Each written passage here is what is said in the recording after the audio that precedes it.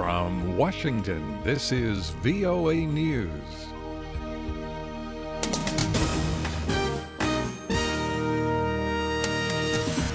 I'm Dave DeForrest reporting a security measure clears Capitol Hill. The U.S. Congress completed action Tuesday to end the government's collection of telephone call data and to turn the task over to American telephone companies.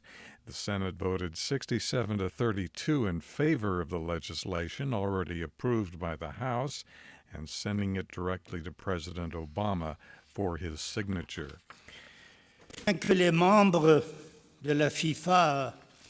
World Football Federation President Sepp Blatter resigned Tuesday. Amid an unfolding corruption scandal, Blatter was reelected to a fifth term as president just 4 days ago. He ordered an extraordinary Congress of the Football Federation to choose a new president, and he said he will retain his presidential powers until then. The acting director of U.S. airport security has been removed from his job after undercover agents succeeded in carrying fake explosives and weapons through security checkpoints 67 out of 70 times in recent tests. Homeland Security Chief Jay Johnson said he has reassigned the airport security official to another position within the Department of Homeland Security. Johnson named a new interim TSA chief. It's a current acting deputy director, Mark Hatfield. Boko Haram militants Tuesday attacked the Nigerian city of Maiduguri. The city is slated to host a new base of operations aimed at defeating the Islamist group. Reports from the city say fighters used rocket-propelled grenades in the attack, but were unable to advance beyond the city limits.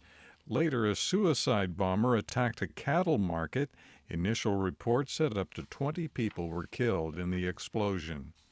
This is VOA News. In Burundi's capital, protesters took to the streets again against President Pierre Nkurunziza's decision to run for a third term. Emily Ayab reports. Scenes of unrest resume on Tuesday morning in Burundi's capital city, Bujumbura. Police used tear gas and live bullets to disband groups of protesters in several neighborhoods of the city. The protesters opposed President Pierre Nkurunziza's decision to seek a third term in office. The renewed violence comes after East African leaders urged the government to delay the elections planned this month, but the protesters say that the summit did not address what they asked for, that President Nkurunziza not seek a third term. Emily Yob for VOA News in Bujumbura. Rescue crews in central China continued to search for survivors of a passenger ship that sank during a storm on the Yangtze River. The Xinhua news agency says only 14 of the 450 people aboard have been rescued.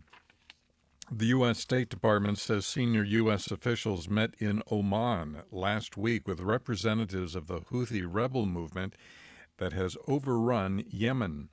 The Wall Street Journal first reported Tuesday that Houthis held talks with Assistant Secretary of State Ann Patterson. The former ambassador traveled to Saudi Arabia and Oman recently to try to encourage the parties involved in the conflict to negotiate.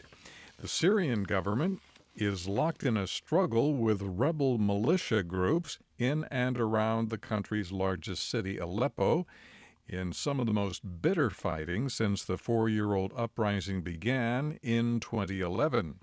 Edward Uranian reports. Residents in the town of Tel Rifat struggled to dig friends and neighbors from under the rubble after a Syrian government warplane dropped a barrel bomb over a block of flats. Intense government airstrikes were reported over the Aleppo region during the past 72 hours. Other strikes were reported over the rebel-held region of Idlib. Amateur video also showed Syrian rebel fighters rushing men and armed pickup trucks to defend positions north of Aleppo from the Islamic State militants who were attempting to encroach on their territory. Edward Uranian, Cairo. 4 people were killed when a helicopter chartered by the aid group Doctors Without Borders crashed in northeastern Nepal Tuesday. The bodies of 3 men and a woman were recovered. The Associated Press says the FBI is operating a small air force with scores of low-flying planes across the country using video and sometimes cell phone surveillance technology. It says the planes are listed as being from bogus companies that are actually fronts for the government. From the VOA News Center in Washington, I'm Dave DeForrest. That's the latest world news from VOA.